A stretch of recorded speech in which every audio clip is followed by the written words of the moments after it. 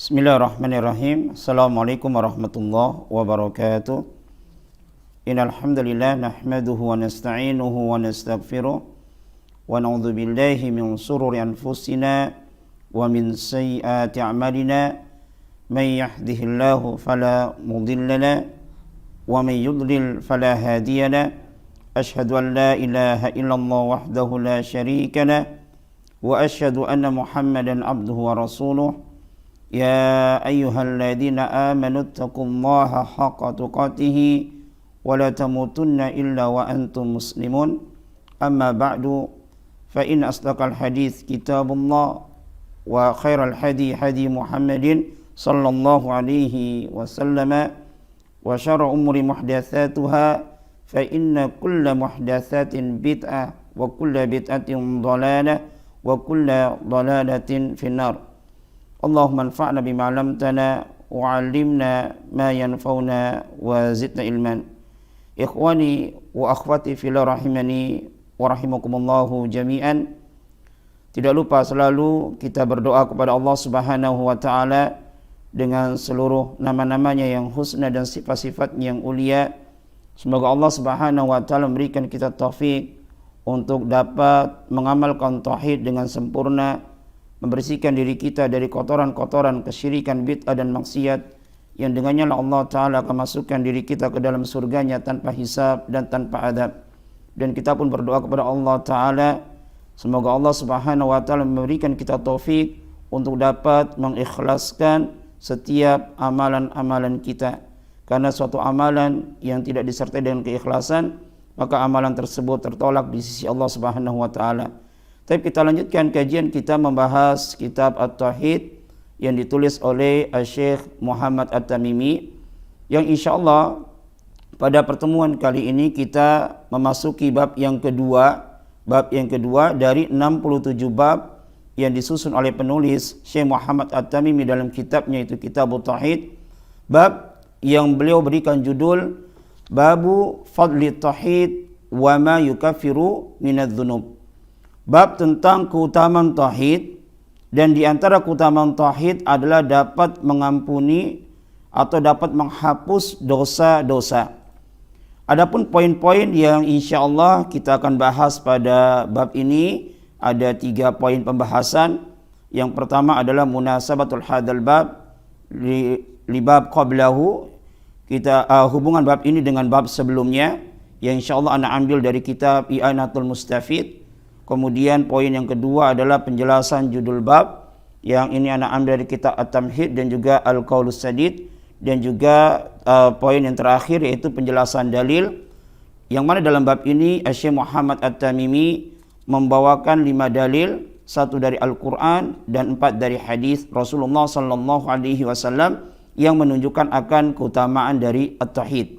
Tapi kita langsung masuk pada poin yang pertama, yaitu munasabatul hadzal bab lima qablahu, hubungan bab ini dengan bab sebelumnya, sebagaimana yang dijelaskan oleh Syekh Shalih Al-Fauzan dalam kitabnya I'anatul Mustafid. Beliau berkata, wal munasabatu baina hadzal bab walladzi qablahu ya munasabatun dhahiratun.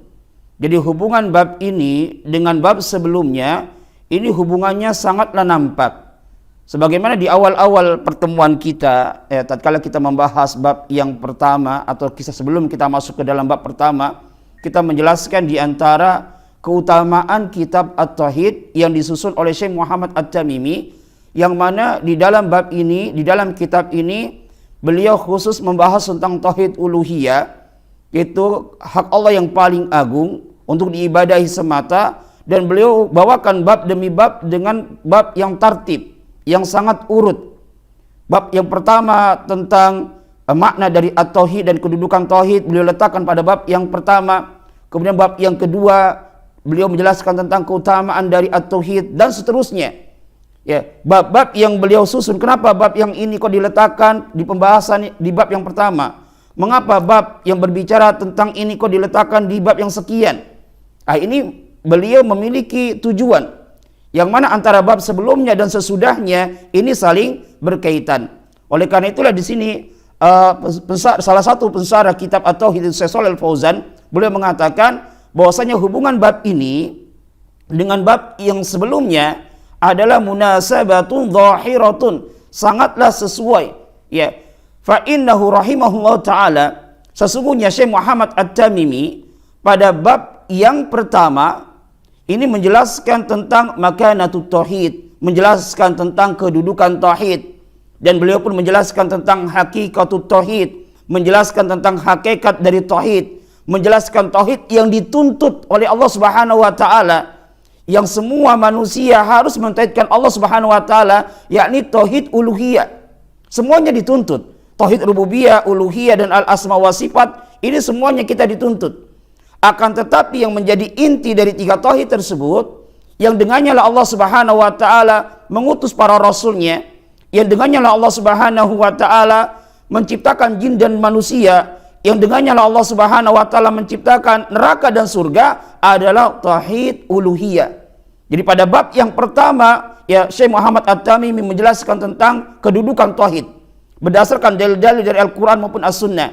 Beliau menjelaskan tentang hakikat tauhid dan tauhid yang dituntut, yang menjadi inti, ya, permasalahan atau yang menjadi inti atau hikmah diciptakannya jin dan manusia, yang menjadi tujuan diutusnya para rasul, yang menjadi pertentangan antara para nabi dengan umat-umatnya, itu masalah at-tauhid uluhiyah. Maka setelah itu, setelah beliau menjelaskan pada bab yang pertama, menjelaskan tentang hakikat dari tauhid, menjelaskan hakikat atau menjelaskan tentang kedudukan tauhid, maka sangat sesuai, sangat pas sekali setelah itu beliau menyebutkan akan keutamaan tauhid. Setelah menjelaskan hakikat dari tauhid, beliau menjelaskan di bab yang kedua ini tentang keutamaan tauhid. Apa tujuannya? Tujuannya adalah untuk memberikan targhib, memberikan motivasi untuk mendorong seseorang agar dia semakin rajin untuk mempelajari tauhid, agar dia semakin bersemangat di dalam mengamalkan dan mendakwahkan tauhid. Li'anna syai'a, kata beliau, dikarenakan suatu perkara apapun itu, ya, apabila kita idza aradta mazayahu, jika Anda mengetahui akan keutamaan sesuatu tersebut, tentunya hati kita ini, jiwa kita ini tentunya akan condong, ya, terhadap sesuatu tersebut. Dan tentunya hati kita ini akan bersemangat untuk mendapatkan sesuatu tersebut yang memang di dalam sesuatu tersebut memiliki keutamaan. Jadi di antara tujuan Syekh Muhammad bin Abdul Wahhab, Syekh Muhammad At-Tamimi membawakan bab yang kedua ini yang berbicara tentang keutamaan tauhid, ya, di antara tujuannya adalah untuk memberikan targhib, memberikan motivasi, mendorong seseorang agar dia semakin bersemangat mempelajari at-tauhid tatkala mereka, ya, mengetahui keutamaan tauhid yang sangat luar biasa. Kemudian beliau mengatakan di sini, wa min huna, maka dari sini tatkala beliau terlebih dahulu menjelaskan tentang hakikat tauhid, baru menjelaskan tentang apa? Keutamaan tauhid. Maka di sini dijelaskan oleh Syekh Shalih Fauzan, wa min huna, maka dari sini kita dapat mengetahui kesalahan yang banyak yang tersebar minad du'at, dari para dai, au minal muallifina, atau dari para penulis-penulis kitab, dari para dai atau para penulis kitab, alladzina yamdahuna al-islam madhan katsiran fi muhadaratihim wa fi kutubihim, yang mana mereka, para khutbah ini, para duat ini atau para penulis ini, mereka memuji Islam dengan pujian yang banyak di muhadarah-muhadarah mereka, di dalam kitab-kitab mereka. Wa hadza haqqun, ini enggak salah, ini benar. Lakin akan tetapi ma huwal Islam awalan lam yubayinu, akan tetapi mereka, ya, tidak menjelaskan apa itu Islam. Seharusnya yang pertama kali mereka jelaskan adalah apa itu Islam, ma huwal Islam. Baru mereka menjelaskan tentang apa keutamaan dari Islam. Apa manfaatnya seseorang menjelaskan tentang keutamaan Islam, seseorang menjelaskan tentang keutamaan tauhid, seseorang menjelaskan tentang bahaya dari kesyirikan, tapi dia nggak tahu apa itu Islam, dia nggak tahu apa itu tauhid, dia nggak tahu apa itu syirik.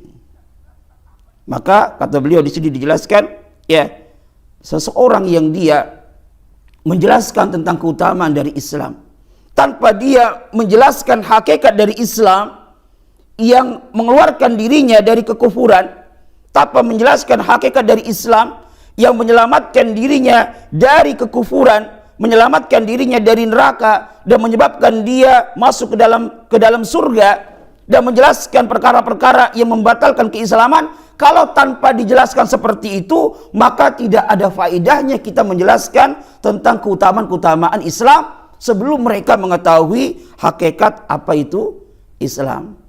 Jadi Masya Allah ya, Syekh Muhammad At-Tamimi ya menyusun bab demi bab di dalam kitab At-Tauhid ini sangat tertib, sangat tersusun, sangat rapi, dan memiliki tujuan. Kenapa bab ini diletakkan pada bab yang pertama, kenapa bab ini diletakkan pada bab kedua, nanti setelah itu kita bahas pada bab yang ketiga tentang man haqqaqat tauhid dakhalal jannah bighairi hisab wala azab. Kemudian beliau setelah itu menjelaskan tentang al-khawfu minasirki. Kemudian setelah itu beliau menjelaskan ad-da'watu ila tauhid dan seterusnya. Ini memiliki apa? Ada hubungannya antara bab sebelumnya dengan bab sesudahnya. Ini hubungan bab ini dengan bab sebelumnya. Baik, kita masuk pada poin yang kedua, yaitu penjelasan judul bab.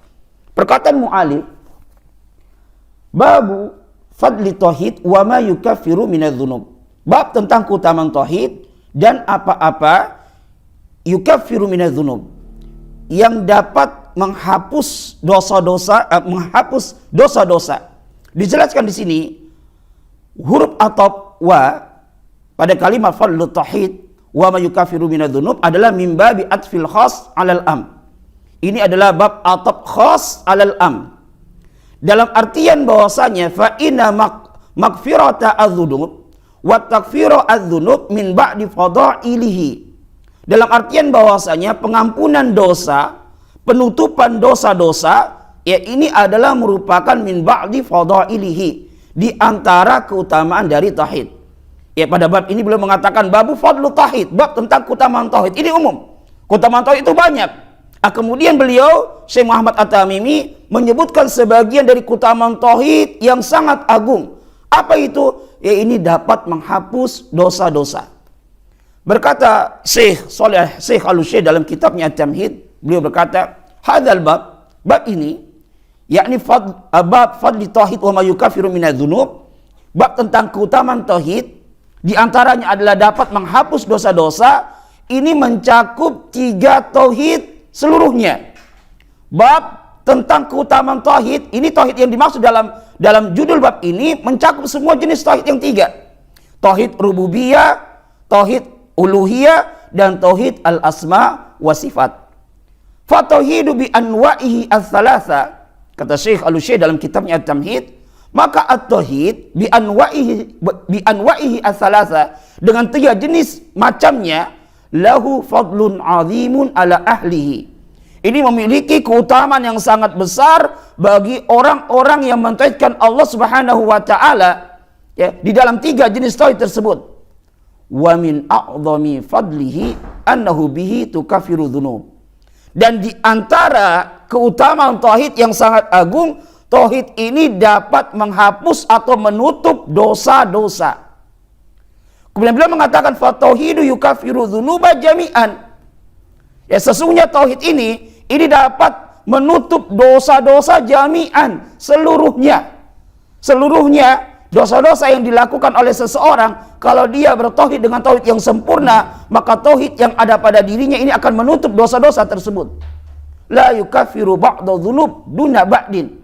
Bukan hanya sekedar menutupi sebagian dosa saja, tidak.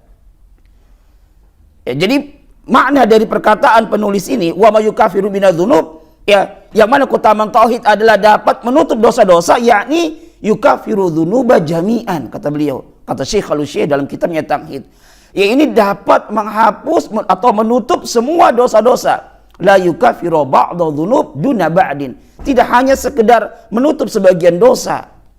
Kenapa?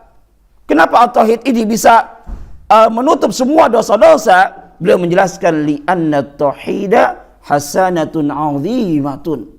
Karena tauhid ini adalah merupakan kebaikan yang sangat besar. La tuqabiluha ma'siyatun duna syirki illa wa ahraqa nuru tilkal hasanah athara tilkal ma'siyah. Yang mana apabila ada maksiat yang dia berhadapan dengan kebaikan yang ada pada tauhid ini, dengan catatan kemaksiatannya ini duna syirki, kemaksiatan yang dibawa kesyirikan, illa wa ahraqa nuru tilkal hasanah, kecuali cahaya dari kebaikan tauhid tersebut dia akan membakar atharatil kal maksiyah, membakar asar dari perbuatan maksiat, tapi dengan catatan idza kamula dzalika nur, dengan catatan jika sempurna cahaya tauhid tersebut pada diri seseorang. Ya, kemudian beliau mengatakan fakullama zadat tauhid ya muhya minadz-dzunub bimiqdari idhamihi, maka fakullama, tatkala bertambah tauhid, kesempurnaan tauhid pada diri seseorang, maka dengan tauhid tersebut dapat menghapus dosa-dosa bimikdar, sekadar kesempurnaan atau besarnya cahaya tauhid yang ada pada dirinya. Kalau seseorang dia benar-benar sempurna tauhidnya, maka dosa-dosa maksiat selain dari kesyirikan akan terhapus dengan sebab nur, dengan sebab cahaya dari keagungan tauhid, kebaikan tauhid tersebut. Ini penjelasan dari judul bab ya. Kemudian kita masuk pada dalil atau poin yang ketiga, penjelasan dalil. Dari dalil-dalil yang dibawakan oleh Syekh Muhammad At-Tamimi yang menjelaskan akan keutamaan dari at-tauhid. Ya. Dalil yang pertama yang dibawakan oleh mu'alif di sini adalah firman Allah Subhanahu wa taala dalam surat Al-An'am ayat 82. Ya, dalil yang pertama yang dibawakan oleh Syekh Muhammad At-Tamimi adalah surah Al-An'am ayat 82. Ya, qala Allah taala, yang mana Allah Subhanahu wa taala berfirman, alladzina amanu wa lam yalbisu imanahum bidzulmin ulaika lahumul amnu wa hum muhtadun. Alladzina amanu yakni alladzina wahhadullaha wa akhlasu lahu al-ibadah. Alladzina amanu, dan orang-orang yang beriman, dijelaskan di sini oleh Syekh Shalih Al-Fauzan dalam kitabnya I'anatul Mustafid, yakni alladzina wahhadullaha wa akhlasu lahu al-ibadah, yakni orang-orang yang mereka mentauhidkan Allah dan mengikhlaskan untuk Allah segala macam jenis peribadahan. Ini makna dari firman Allah alladzina amanu, dan ini pun sebagaimana tafsiran Ibnu Katsir dalam kitabnya tafsir Ibnu Katsir. Walam yalbisu imanahum bidzulmin, dan mereka yaitu orang-orang yang beriman yang mereka mentauhidkan Allah dan mengikhlaskan ibadah hanya kepada Allah, walam yalbisu imanahum bidzulmin, dan mereka tidak mencampur adukan keimanan mereka, tidak mencampur adukan tauhid mereka bidzulmin, dengan kezaliman. Dijelaskan oleh para ulama, salah satunya adalah Syekh Shalih Al-Fauzan tatkala mensarah kitab ini, al-muradu bidzulmi huna huwa asyirku. Dan yang dimaksud kezaliman di dalam ayat ini adalah asyirku, kesyirikan. Kama jaa fi tafsiri dzalika fi sahihain, sebagaimana yang telah datang penafsiran dari ayat tersebut dalam kitab Sahihain, Sahih Bukhari dan Muslim, min hadits Ibnu Mas'udin, dari hadis Ibnu Mas'ud, anna Nabiyya sallallahu alaihi wasallam qala fi hadhil ayat, ya, bahwasanya Nabi sallallahu alaihi wasallam tatkala menyampaikan ayat yang mulia ini, maka para sahabat ista'dhama as-sahabatu hadhil ayah. Para sahabat merasa berat. Ya, karena para sahabat pada saat itu memahami ayat ini zalim secara bahasa. Kemudian mereka berkata, para sahabat berkata, waqalu ya Rasulullah, aina lam yalbis imanahu bidzulmin, aina lam yalbis imanahu bidzulmin, siapa di antara kami yang tidak mencampur adukan keimanan kami dengan kezaliman. Jadi para sahabat memahami ayat ini, kezaliman di sini ya kezaliman secara bahasa, kezaliman ini berbuat zalim, ya masuk mungkin di dalamnya adalah berbuat zalim kepada dirinya sendiri, berbuat zalim kepada orang lain, berbuat zalim terkait dengan hak Allah. Ya, ini para sahabat. Sehingga dari sini kita dapat ambil suatu faedah, di dalam menafsirkan Al-Quran tidak cukup dengan tafsiran secara bahasa. Di dalam menafsirkan Al-Quran maka dia ada urutannya. Yang pertama adalah Al-Quran ditafsirkan dengan Al-Quran. Kalau ada ayat tertentu ditafsirkan dengan ayat tertentu, maka sudah cukup. Nggak butuh kita penafsiran secara bahasa. Kemudian yang kedua adalah penafsiran Al-Quran dengan hadis. Kalau sudah ada penafsiran Al-Quran dengan hadis yang sahih, maka sudah cukup. Tidak perlu dilihat dari sisi bahasa. Baru nanti setelah itu ya dengan tafsiran secara bahasa atau tafsiran dari para ulama, dari para sahabat. Ini maratib dari tingkatan bagaimana menafsirkan Al-Quran. Yang pertama Al-Quran ditafsirkan dengan Al-Quran, yang kedua Al-Quran ditafsirkan dengan hadis, baru setelah itu Al-Quran ditafsirkan dengan qaulus sahabat, kemudian baru dengan bahasa. Ya, dan para sahabat ini tatkala mendengarkan ayat yang mulia ini, mereka langsung menafsirkannya dengan apa? Secara bahasa kezaliman, berarti umum. Apalagi di sini bentuknya nakirah bidzulmin, berarti menunjukkan akan keumuman. Maka Rasulullah sallallahu alaihi wasallam pun menjelaskan. Faqala, beliau bersabda, "Laisal ladzi tadhhabuna ilaihi." Bukan itu yang kalian maksud. Kezaliman di sini bukan kezaliman yang umum seperti yang kalian pahami. Az-zulmu asyirku. Kezaliman yang dimaksud di dalam ayat yang mulia ini adalah asyirku, kesyirikan. Alam tasma'u liqaulil abdi salih? Tidakkah kalian mendengar perkataan dari seorang hamba yang salih? Ya, yang Allah abadikan dalam ayat yang mulia itu surat Luqman ayat 13, inna syirka la zulmun azim. Sesungguhnya kesirikan adalah kezaliman yang sangat besar. Hadis ini diriwayatkan oleh Imam Bukhari dan Muslim. Fadzulmu huna, maka kezaliman di dalam ayat ini fi muradi syari, yang diinginkan oleh pembuat syariat itu Allah Subhanahu wa taala, huwa asyirku. Ya. Huwa asyirku yaitu kesirikan. Fayakunu maqsudu syekh tahta hadzal bab. Oleh karena itu, maka maksud dari Syekh Muhammad At-Tamimi membawakan ayat ini terkait dengan keutamaan tauhid, yang berbicara tentang bab yang kedua yang berbicara tentang keutamaan tauhid adalah beliau ingin menjelaskan bahwa fadlu, keutamaan orang yang dia beriman kepada Allah dan mentauhidkan Allah dan tidak mencampuri keimanannya dengan kesyirikan, ya, tidak mencampuri tauhidnya dengan kesyirikan, wa annahu lahu al-amnu at-tam wal ihtida'ut tam, maka dia akan mendapatkan keamanan yang sempurna dan petunjuk yang sempurna. Jadi dari ayat yang mulia ini ya kita ambil suatu faedah bahwasanya di antara keutamaan at-tauhid, bahwasanya at-tauhid ini adalah sebab seseorang mendapatkan keamanan dan petunjuk baik di dunia maupun di akhirat, sebagaimana yang insyaallah kita akan jelaskan.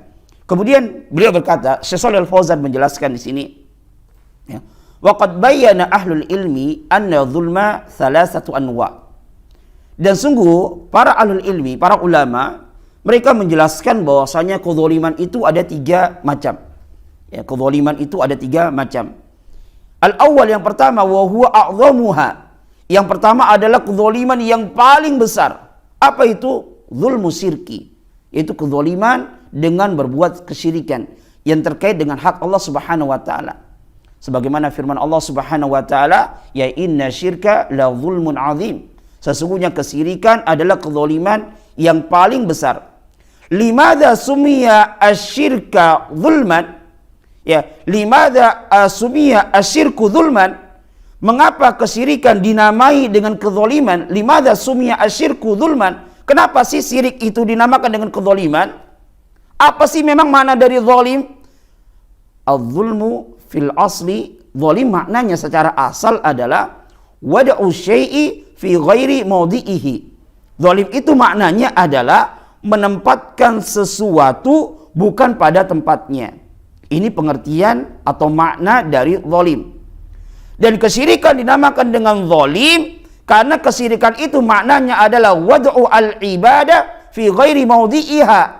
Karena orang yang melakukan kesyirikan berarti dia telah menempatkan ibadah bukan pada tempatnya. Yang seharusnya dia beribadah kepada Allah Subhanahu wa taala, tapi dia malah beribadah kepada selain Allah Subhanahu wa taala. Oleh karena itulah kesyirikan ini dinamakan dengan kezaliman. Karena zalim itu adalah menempatkan sesuatu bukan pada tempatnya. Sementara orang yang melakukan kesyirikan, dia telah menempatkan ibadah bukan pada tempatnya. Dan syirik ini adalah a'dhamudz zulmi, ya, kezaliman yang paling zalim. Kenapa kesyirikan ini adalah merupakan kezaliman yang paling zalim? Mengapa orang yang melakukan kesyirikan berarti dia telah melakukan kezaliman yang paling zalim? Di sini dijelaskan dikarenakan mereka telah menyamakan makhluk yang sangat rendah, makhluk yang sangat hina disamakan dengan Khaliq yang maha sempurna. Mereka menyamakan makhluk yang sangat lemah disamakan dengan Al-Khaliq yang maha kuat. Kok bisa-bisanya seseorang mereka menyamakan makhluk yang begitu rendahnya dari berbagai macam sisinya, kok disamakan dengan Khaliq, pencipta yang maha sempurna dari segala macam sisinya, yang tidak ada kekurangan sedikit pun pada diri Allah Subhanahu wa taala. Kalau yang seperti ini hakikatnya adalah merupakan kezaliman yang sangat zalim. Wong kita saja misalnya ada seseorang mengatakan, "Oh, Masya Allah fulan, wajah antum seperti seperti apa? Seperti monyet misalnya. Oh, Masya Allah fulan, kepintaran antum seperti anak TK." Kita mahasiswa kok bisa makan kecerdasan dengan anak TK? Wah, ini penghinaan. Ya, tatkala kita disamakan dengan sesuatu yang rendah saja kita marah, maka begitu pula Allah Subhanahu wa taala. Oleh karena itulah orang yang melakukan kesyirikan yang syiriknya adalah syirkun akbar, ini bisa mengeluarkan pelakunya dari Islam dan menyebabkan dia dikekalkan selama-lamanya di dalam api neraka. Tapi ini jenis kezaliman yang pertama, yang sebesar-besar kezaliman, yaitu kesyirikan. Kemudian yang kedua, zulmu abdi nafsahu bil ma'asi. Kezaliman seorang hamba kepada dirinya dengan melakukan kemaksiatan. Fal'asi idza ma dhallama nafsahu. Sesungguhnya orang yang bermaksiat, dia hakikatnya telah menzalimi dirinya. Ya, seseorang yang dia bermaksiat kepada Allah Subhanahu wa taala, ini hakikatnya dia telah menzalimi dirinya. Kenapa? Li'annahu arada nafsahu lil uquba. Karena hakikatnya dia tatkala melakukan kezaliman, kemaksiatan yang berupa kemaksiatan, ini hakikatnya dia telah menyerahkan dirinya untuk apa? Untuk disiksa oleh Allah Subhanahu wa taala.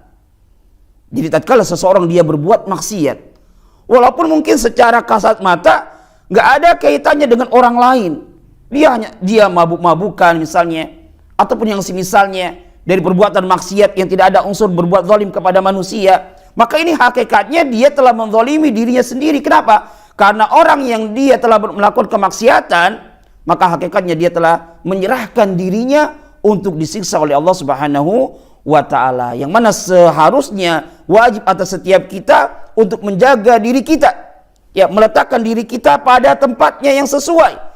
Apa sih bagaimana bentuk meletakkan diri kita pada tempatnya? Ya, ini dengan melakukan ketaatan kepada Allah Subhanahu wa taala. Inilah posisi kita seorang hamba. Kita hamba. Posisi kita, letak kita adalah seorang hamba. Maka kewajiban seorang hamba adalah manut terhadap perintah Allah Subhanahu wa taala. Kalau ada perintah, ya kita taati. Kalau ada larangan, ya kita tinggalkan. Berarti kita telah menempatkan diri kita pada tempatnya. Baik. Kemudian yang ketiga, zulmul abdi linnasi. Kezaliman seorang hamba kepada manusia dengan mengambil atau mencuri harta manusia, melampaui batas terhadap manusia dengan mencemarkan kehormatan mereka, berbuat ghibah, namimah, menuduh ya seseorang dengan tuduhan yang dusta dan yang semisalnya, atau bahkan mungkin membunuh. Ini bentuk kezaliman yang ketiga, itu seorang hamba berbuat zalim kepada orang lain. Hadhihi hiya anwa'udz zulmi. Ini ya, tiga ini adalah macam-macam dari kezaliman. Yang pertama adalah kesyirikan, ya, yang mana kesyirikan ini fahadza la yaghfiruhu Allahu abadan illa bitaubah. Ya, kezaliman yang jenis yang pertama ini yaitu kesyirikan, tidaklah Allah akan mengampuni selama-lamanya kecuali dengan taubat. Wa amanu ats-tsalis wa ama an-naw'u ats-tsalis wa huwa dzulmul abdi linnasi. Adapun jenis kezaliman yang ketiga, ya, yaitu berbuat zalim kepada manusia, fahadza la yatrukullahu minhu syai'an la budda minal qisas. Maka kezaliman yang ketiga ini Allah tidak akan tinggalkan sedikit pun. Harus ada di sana hukum qisas. Kecuali orang yang dizalimi ini mengampuni atau memaafkan orang yang telah berbuat zalim kepada dirinya. Ya, jangankan manusia, sesama binatang saja di antara mereka apabila ada yang berbuat zalim maka nanti akan Allah qisas. Di sini Syekh Shalih Fauzan membawakan sebuah hadis. Rasulullah sallallahu alaihi wasallam bersabda, benar-benar akan ditunaikan hak-hak kepada yang berhak mendapatkannya pada hari kiamat.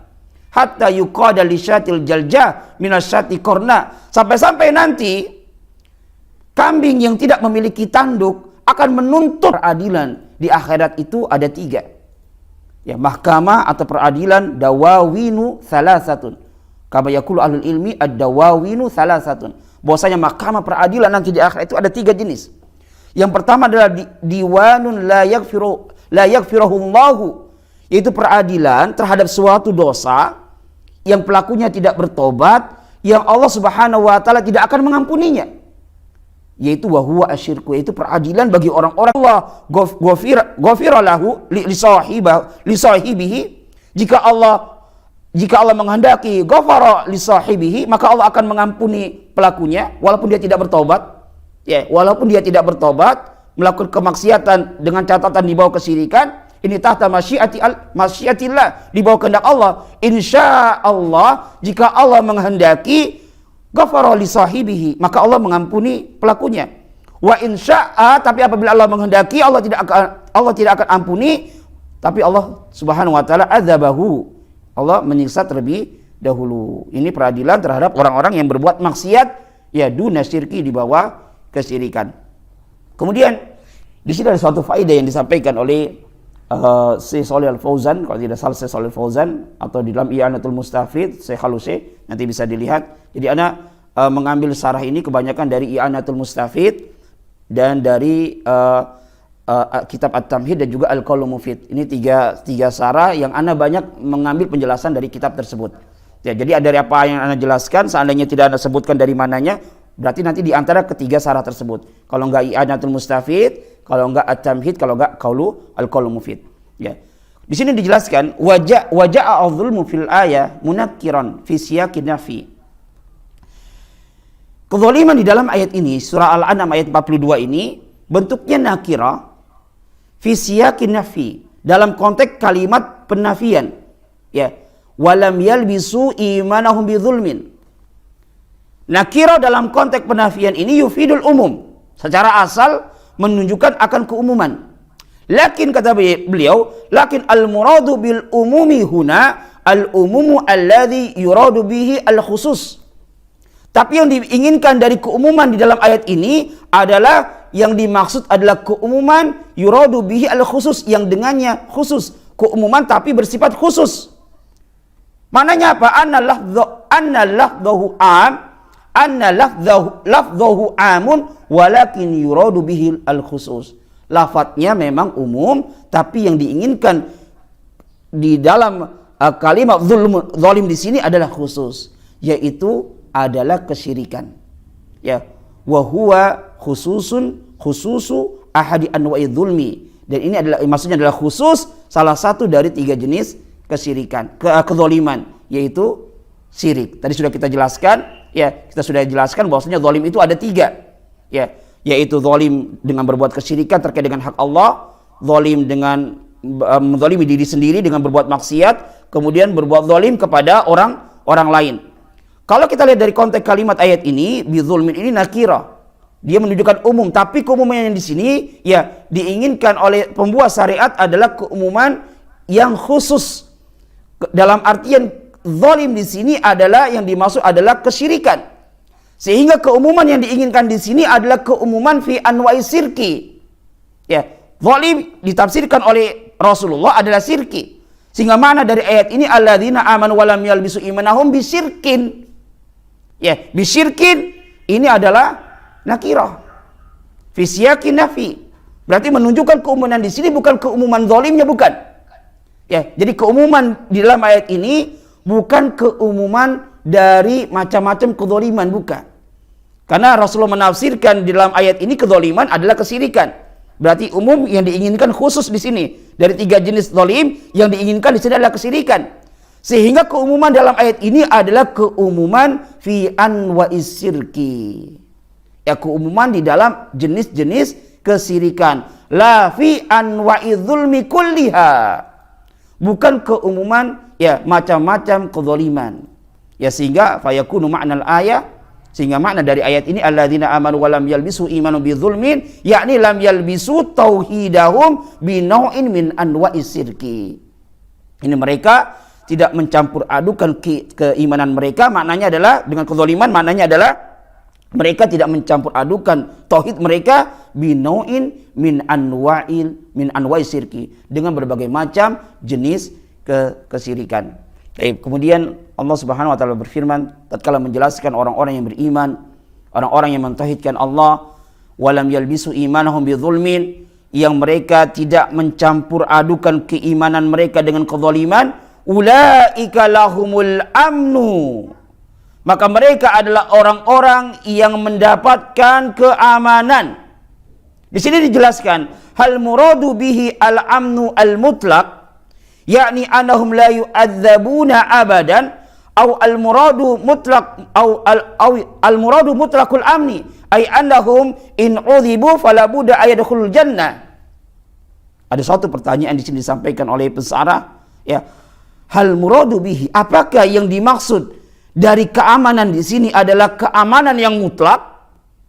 Maksudnya apa keamanan yang mutlak? Dalam artian mereka ya sama sekali tidak akan disiksa, sama sekali aman dari siksa Allah Subhanahu wa taala. Au muradu mutlaqul amni. Ya, ataukah yang diinginkan kemutlakan keamanan?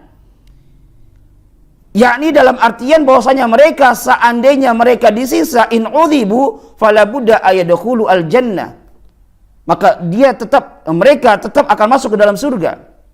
Al jawab, jawabannya al ayatu muhtamilatun. Ya, ayat ini muhtamilah. Ya, ada dua kemungkinan, bisa dua-duanya. Ya. Innahu in kana al-imanu kamilan lam yukhalidhu ma'siyah fal amnu amnun mutlaq. Jika keimanannya sempurna, yang keimanannya ini keimanan dia tidak mencampur adukan keimanannya dengan berbagai macam jenis kemaksiatan, dari kesyirikan, dari kemaksiatan di bawah kesyirikan, dari berbuat zalim kepada orang lain, ya, sama sekali dia tidak mencampurkan keimanannya dengan berbagai macam bentuk kezaliman, fal amnu amnun mutlak, maka keamanan di sini adalah keamanan yang mutlak, ay kamil, benar-benar aman secara sempurna, tidak akan disiksa oleh Allah Subhanahu wa taala. Wa idza kana al-imanu mutlaqa iman, yakni ghairu kamil, tapi jika keimanannya adalah ini mutlaqa iman, imannya tidak sempurna, dia masih melakukan kemaksiatan, dosa-dosa besar, dia tidak melakukan kezaliman dalam artian kesyirikan, tapi dia masih melakukan dosa-dosa besar. Berarti menunjukkan apa? Imannya ghairu kamil. Karena keyakinan Ahlus Sunnah wal Jamaah itu iman itu yazid wa yanqus, bisa bertambah, bisa berkurang. Yazidu bi ta'ah wa yanqusu bil maksiyah. Bertambah dengan bertambah dengan ketaatan dan berkurang dengan kemaksiatan. Kalau dia tidak mencampur adukan kezaliman dia tidak mencampur adukan tauhid dia dengan kesyirikan, tapi dia masih melakukan dosa-dosa besar, ya, maka orang ini aminun minal khuludi finnari. Dia aman dari kekekalan di dalam api neraka. Wa ghairu aminin minal adabi, bukan aman dari mendapatkan azab. Bal tahta al-masyiah, tapi orang seperti ini di bawah kehendak Allah Subhanahu wa taala. Wa in udhiba fala budda ayadkhula al-jannah, dan seandainya orang ini disiksa, maka dia pasti akan masuk ke dalam surga. Wa ala kila tafsiraini, ya, maka kedua tafsiran ini, ya, dalam ayat yang mulia ini masuk ke dalamnya dua tafsiran tersebut. Aman di sini adalah bisa al-amnu al-mutlaq, ya, maksudnya dia benar-benar tidak akan disiksa oleh Allah Subhanahu wa taala. atau mutlaqul amin, atau dia mendapatkan keamanan tapi tidak sempurna. Maksudnya apa? Jika dia disiksa pun tapi dia aman dari kekekalan di api neraka. Dan inilah bentuk keamanan di akhirat. Jadi orang yang beriman, dia akan orang yang beriman dalam artian tidak mencampur adukan keimanan mereka dengan kesyirikan, maka dia akan mendapatkan keamanan di akhirat. Yang bentuknya ada dua.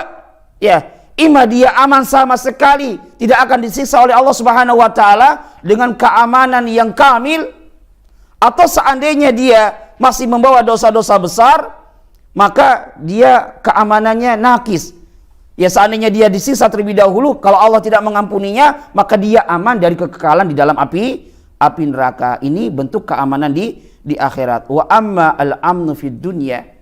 Adapun bentuk keamanan di dunia yang didapati atas orang-orang yang bertauhid, wa muradu bihi ya amnu qalbi, ya, yaitu amannya hati, wa adamu hazanihi ala ghairillah, dan dia tidak ada rasa sedih kepada selain Allah Subhanahu wa taala. Orang yang benar-benar mentauhidkan Allah, maka hatinya dia akan menjadi aman, menjadi tenang.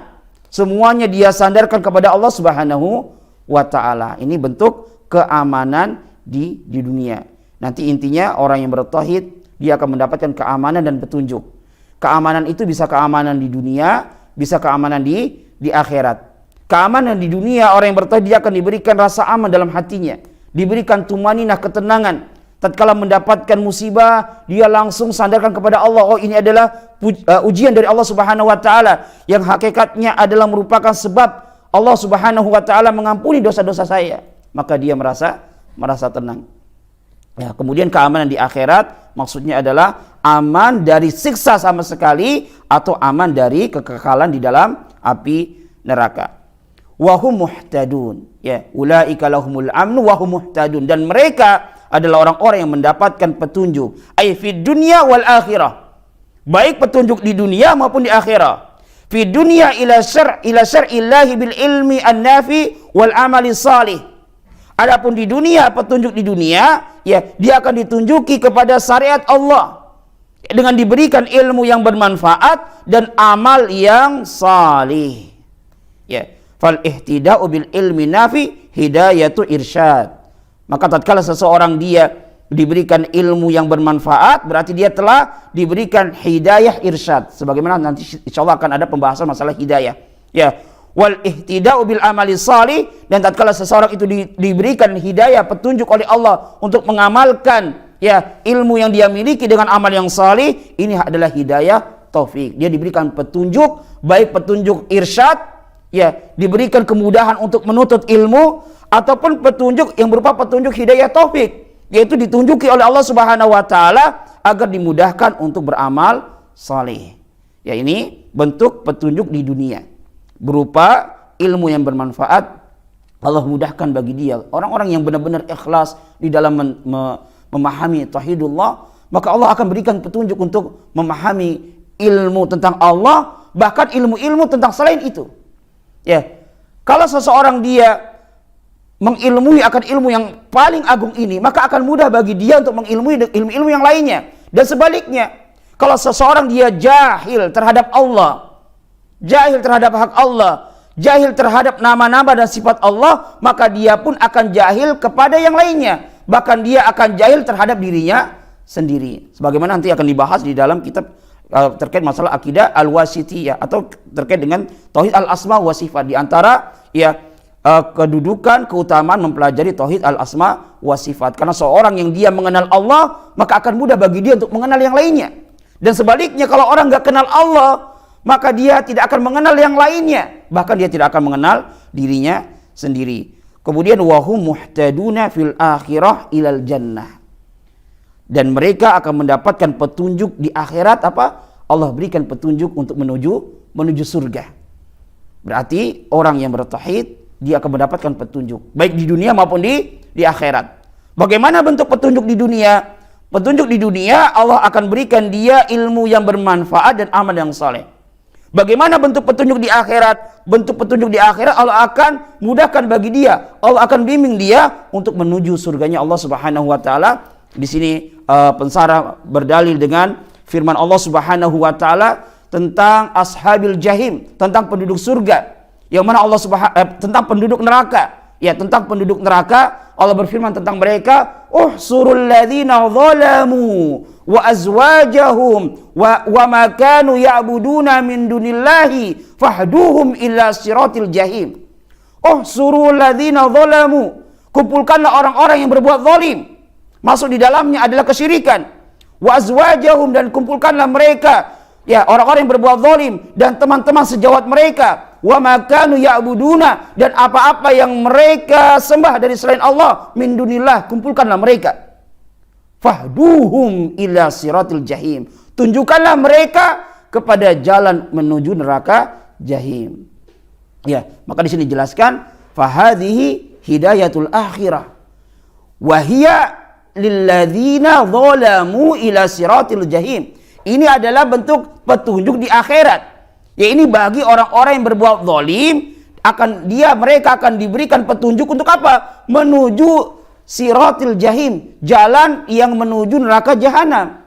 Fayakunu muqabiluha, maka kebalikannya, kalau orang-orang yang berbuat zalim, yang mencampur adukan keimanan mereka dengan kezaliman, ini ditunjuki nanti di akhirat menuju neraka, ya fayakunu muqabiluha, maka kebalikannya, annalladzina amanu walam yadlimu, bahwasanya orang-orang yang mereka beriman dan mereka tidak berbuat zalim, ya yahduna ila siratin na'im, atau yuhduna ila siratin na'im, maka mereka akan ditunjukkan kepada jalan menuju surga. Munasabatul ayat litarjamah, maka intinya hubungan ayat ini dengan bab yang berbicara tentang keutamaan tauhid, bahwasanya orang yang bertauhid, yang tidak mencampur adukan tauhid mereka dengan kesyirikan, maka Allah akan memberikan dua keistimewaan. Yang pertama, ya mereka akan mendapatkan keamanan baik di dunia maupun di akhirat. Yang kedua, mereka akan mendapatkan petunjuk di dunia dan di akhirat. Petunjuk keamanan di dunia, yaitu amanul qalbi, diberikan keamanan hatinya, merasa aman, merasa tenang, merasa tentram, ya, dan yang semisalnya. Adapun aman di akhirat, yakni al-amanu minal adab, ini aman dari azab, atau aman dari kekekalan di dalam api neraka. Kemudian keistimewaan yang kedua, mereka akan mendapatkan petunjuk baik di dunia maupun di akhirat. Di dunia adalah mereka akan diberikan petunjuk oleh Allah untuk memiliki ilmu yang bermanfaat dan beramal yang saleh. Kemudian nanti di akhirat mereka akan dibimbing oleh Allah, ditunjuki oleh Allah Subhanahu wa taala jalan untuk menuju surga. Jam berapa sekarang, Mas? 16.48. Baik, kita masuk pada dalil yang kedua. Ya. An Ubadah bin Samit, dari sahabat Ubadah bin Samit radhiyallahu anhu, semoga Allah meridhoinya, qala, beliau berkata, qala Rasulullah sallallahu alaihi wasallam, Rasulullah sallallahu alaihi wasallam bersabda, man syahida an la ilaha illallah wahdahu la syarikalah, barang siapa yang bersaksi tidak ada ilah yang berhak disembah kecuali Allah semata, yang tidak ada sekutu baginya. Perkataan atau sabda Rasulullah sallallahu alaihi wasallam, man syahida an la ilaha illallah, yakni maknanya man nataqa bi syahadah arifan li ma'naha amilan bimaqtadaha mukinan biha. Jadi makna dari syahada, persaksian di sini, yakni adalah dia mengucapkan apa yang dia persaksikan, kemudian dia mengilmui maknanya apa yang dia persaksikan, dan dia meyakininya, dan serta dia mengamalkan kandungannya. Jadi tidaklah ya seseorang itu dikatakan bersaksi kecuali terkumpul 3 perkara pada dirinya.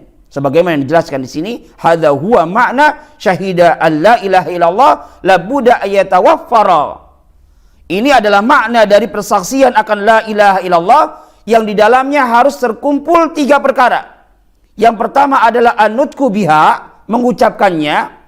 Yang kedua adalah al-ilmu bimaknaha wal yakinu biha. Yang kedua adalah mengilmui maknanya dan meyakininya. Dan yang ketiga adalah mengamalkan kandungannya. Apa bentuk kandungan dari persaksian la ilaha illallah? Ini menunggalkan Allah Subhanahu wa taala di dalam ibadah dan meninggalkan peribadatan kepada selain Allah Subhanahu wa taala. Hadza huwa makna syahida alla ilaha illallah. Ini adalah makna dari persaksian la ilaha illallah. Apabila seseorang lam yuntik biha, dia tidak mengucapkan la ilaha illallah, fa innahu la yuhkamu bi islamihi, maka dia tidaklah dihukumi sebagai orang Islam. Walau kana ya'rifuha bi qalbihi, walau kana ya'budullaha fi a'malihi, lakinnahu aba ayyantiqa bis syahada. Walaupun dia mengetahui akan maknanya di dalam hatinya, walaupun mungkin bahkan dia beribadah kepada Allah di dalam perbuatan-perbuatannya, tapi kalau dia enggan untuk mengucapkan syahadah, persaksian, dia nggak mau mengucapkan la ilaha illallah. Sebagaimana siapa? Abu Thalib. Ya, Abu Thalib pamannya Rasulullah sallallahu alaihi wasallam, dia mengetahui akan makna dari la ilaha illallah. Dia meyakini akan makna dari la ilaha illallah, tapi dia tidak mengucapkannya. Fahadha la yu'tabaru musliman. Maka yang seperti ini tidaklah dianggap seorang muslim sampai dia mengucapkan syahadah la ilaha illallah. Ya, berdasarkan sabda Rasulullah sallallahu alaihi wasallam, umirtu an uqatilan nas hatta yaqula la ilaha illallah. Ya, aku diperintahkan untuk memerangi manusia sampai mereka mengucapkan la ilaha illallah. Wa kadzalika man nataqa biha bilisanihi walakinnahu la ya'taqiduha fi qalbihi, hadza aidan laysa bimuslim. Maka demikian pula orang yang dia mengucapkan la ilaha illallah dengan lisannya, akan tetapi dia tidak meyakini di dalam hatinya, maka yang seperti ini pun dia bukan seorang muslim, bal huwa munafik. Bahkan dia ini dinamakan dengan orang munafik. Yang mana orang-orang munafik? Mereka mengucapkan la ilaha illallah, ya, tapi lisan mereka mengucapkan la ilaha illallah, tapi hati mereka tidak meyakini akan makna dari la ilaha illallah tersebut. Wa ubadul kubur, kata beliau Shalih Al-Fauzan dalam kitabnya I'anatul Mustafid menjelaskan hadis yang mulia ini. Wa ubadul kubur, dan para orang-orang yang beribadah kepada kuburan, al-yauma, pada hari ini, orang-orang yang mereka beribadah kepada kuburan, yaquluna la ilaha illallah, mereka mengucapkan la ilaha illallah bi alsinatihim, dengan lisan-lisan mereka, lakinnahum la ya'maluna bimaqtadaha, tapi mereka tidak mengamalkan kandungannya. Ya, kalau orang kafir menolak lafaz dan maknanya, mereka tidak mau mengucapkan la ilaha illallah dan maknanya juga mereka tolak. Kalau orang munafik, ya mereka terima lafaznya, mereka ucapkan, tapi mereka apa? Hatinya, ya, mereka menolak. Lisannya mengucapkan, hatinya menolak. Adapun orang-orang kuburiyun al-yauma, pada hari ini, orang-orang yang mereka mengagungkan orang soleh melampaui batas, sampai mereka beribadah kepada orang saleh, mengagungkan para penghuni kuburan. Mereka yaquluna la ilaha illallah bi alsinatihim. Mereka mengucapkan la ilaha illallah dengan lisan-lisan mereka, bahkan dijadikan zikiran mereka la ilaha illallah. Lakinnahum la ya'maluna bimaqtadaha, tapi mereka tidak mengamalkan kandungannya. Bal ya'buduna al-kubura, bahkan mereka beribadah kepada kuburan, berdoa kepada para wali dan orang saleh. Fahum aqarru biha lafdhan wa khalafuha ma'nan. Maka mereka hanya menetapkan secara lafaz, tapi menyelisih secara makna. Maka orang-orang musyrikin jahadu lafdhaha wa ma'naha. Sebagaimana tadi sudah kita jelaskan, orang-orang musyrikin mereka menolak lafaz dan maknanya.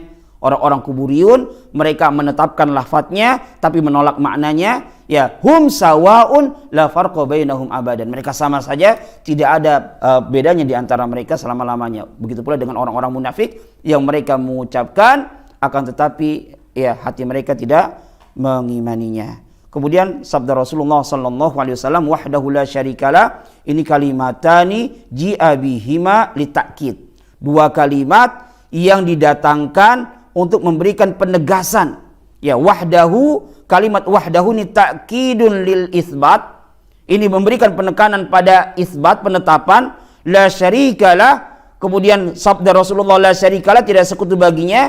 Ta'kidun lin nafi, ini memberikan penekanan kepada peniadaan. Ya, sebagaimana sudah kita pelajari di bab yang pertama, ya, tentang la ilaha illallah, makna dari at-tauhid. Kalimat la ilaha illallah ini di dalamnya ada unsur apa? isbat dan nafyu, atau nafyu dan isbat. Ada unsur meniadakan dan ada unsur apa? Penetapan.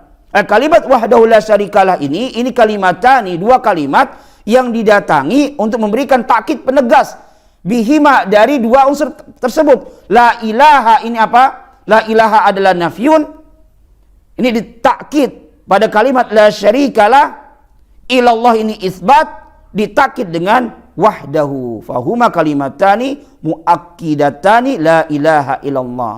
Ya, dua kalimat ini wahdahu la syarikalah ini adalah untuk memberikan takkid penegas akan kalimat la ilaha illallah yang di dalamnya ada unsur nafyu dan isbat. Kemudian sabda Rasulullah wa anna Muhammadan abdu wa rasuluh, yang insyaallah mungkin kita akan jelaskan pada pertemuan yang akan datang. Mungkin ini yang bisa Anda sampaikan. Baik.